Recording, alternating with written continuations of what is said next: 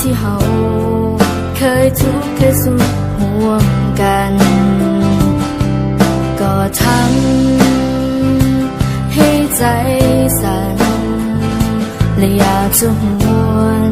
ย้อนวันเวลากลับไปมันคิด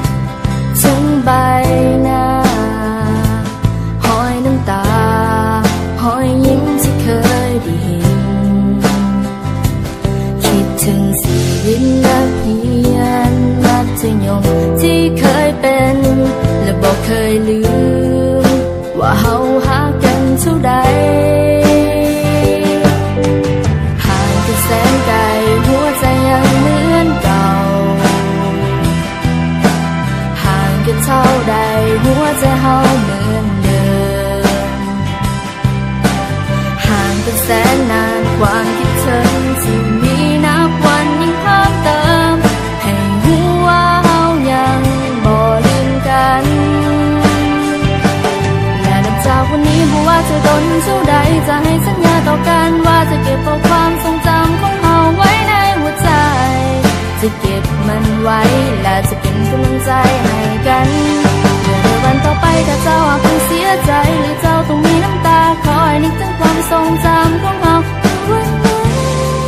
ในวันที่เฮาเคยอยู่เคียงข้างกัน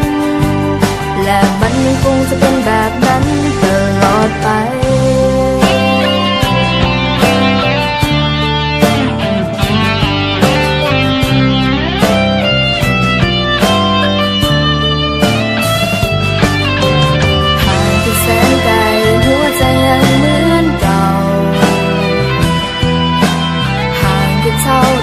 หัวใจเฮาเหมือนเดิ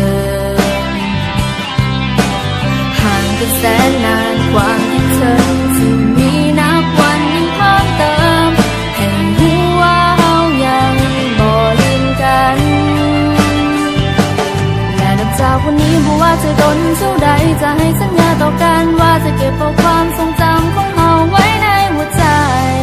จะเก็บมันไว้และจะเป็นกำลังใจให้กันวันต่อไปถ้าเจ้าอาจต้องเสียใจหรือเจ้าต้องมีน้ำตาคอยนึกถึงความทรงจำของเฮาในวันที่เฮาเคยอยู่เคียงข้างกันและเฮายังคงจะเป็นเพื่อนกันตลอดไปและนับจากวันนี้บ่ว่าจะโดนเท่าใดจะให้สัญญาต่อกันว่าจะเก็บเอาความทรงจำของเฮาไว้ในหัวใจจะเก็บมันไว้และจะเป็นกำลังใจให้กัน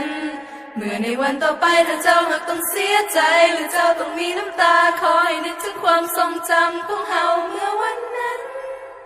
ในวันที่เฮาเค